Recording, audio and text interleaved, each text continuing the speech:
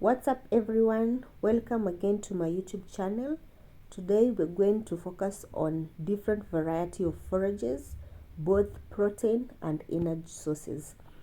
The forages that we're going to focus on this video is Napier grass, desmodium, sweet potato vine, Lucerne, vetch and wonder Jew. Thank you for coming again to watch this video. Feel relaxed and enjoy the content that I'm going to share. While feeding the animal, it is important to consider the amount of energy source and protein source given to the animal. It is advisable to give 70% of the total ratio to be energy source feeds, 29% to be protein, and 1% mineral.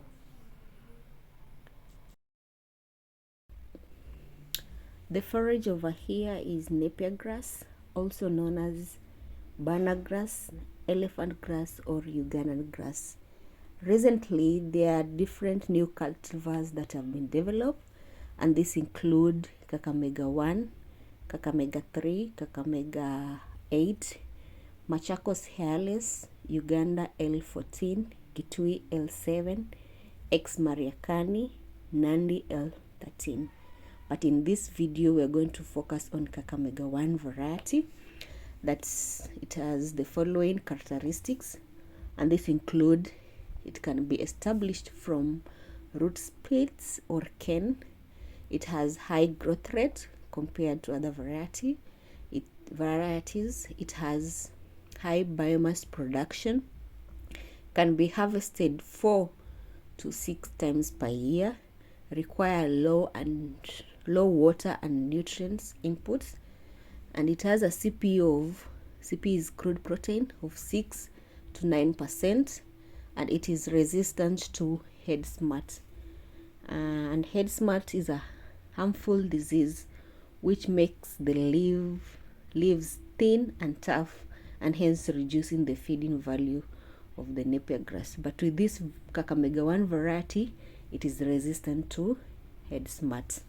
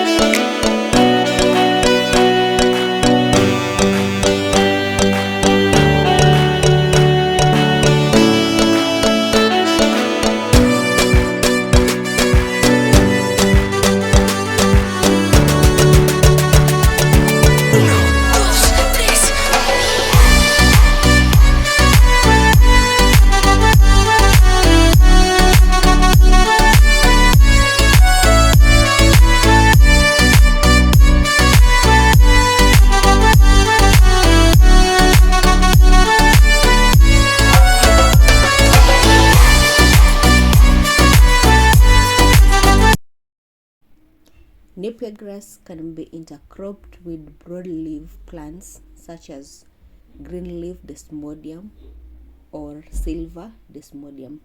But greenleaf desmodium is the best to intercrop with, since it is not easily suppressed and it has a crude protein of 18%, hence raises the crude protein of the feeds.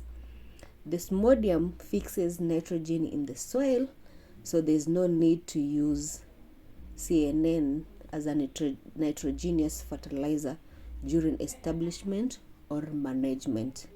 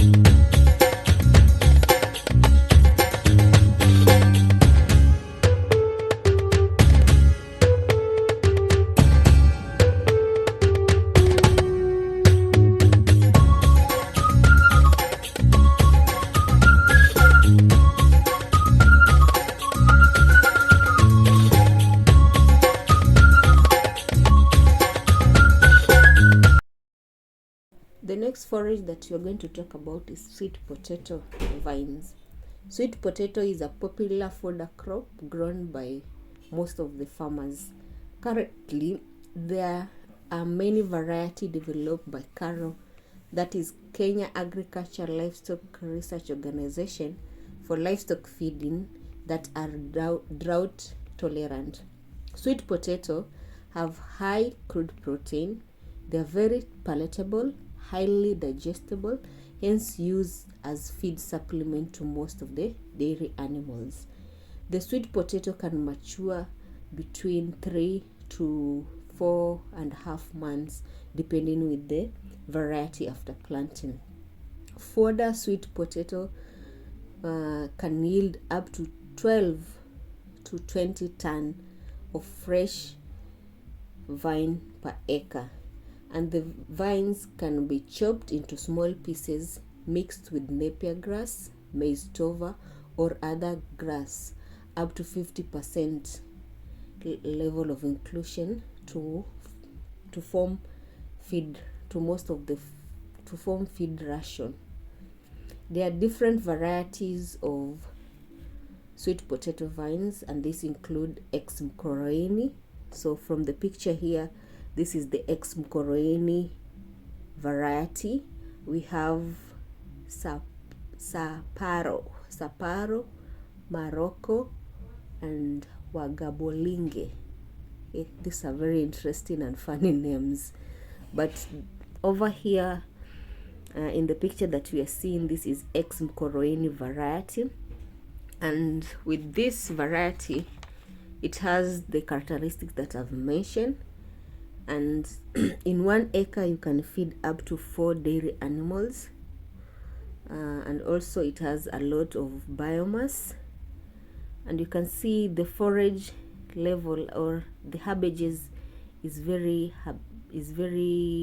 heavy, or it has high biomass of forages compared to the tubers. So when we uproot this plant here over here, we can get less tuber, but we'll have more of the vines. So the plant has been developed to give more of the herbages compared to the tubers.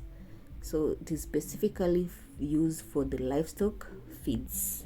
So don't confuse it with the tubers that we normally eat for the sweet potatoes. This one is specifically developed for livestock feeds.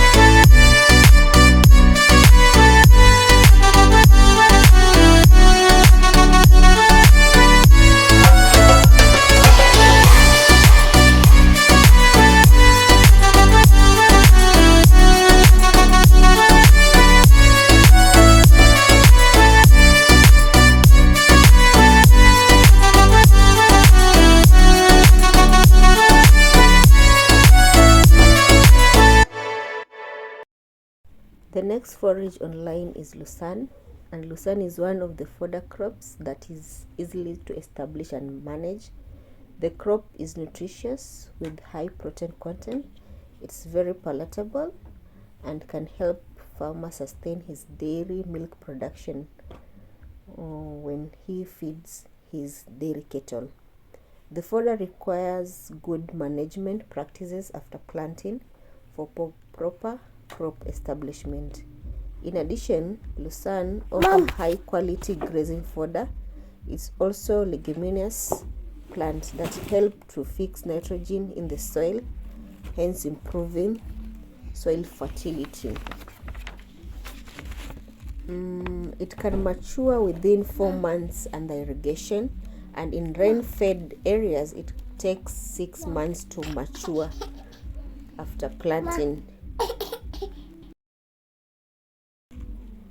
After planting and it has matured, you can harvest after every 2 weeks. Wilt it for 12 hours depending on the weather condition and feed it to the animal. And as with desmodium, you can also mix with other forages such as maize, stovers, Napier, and other forages that are available.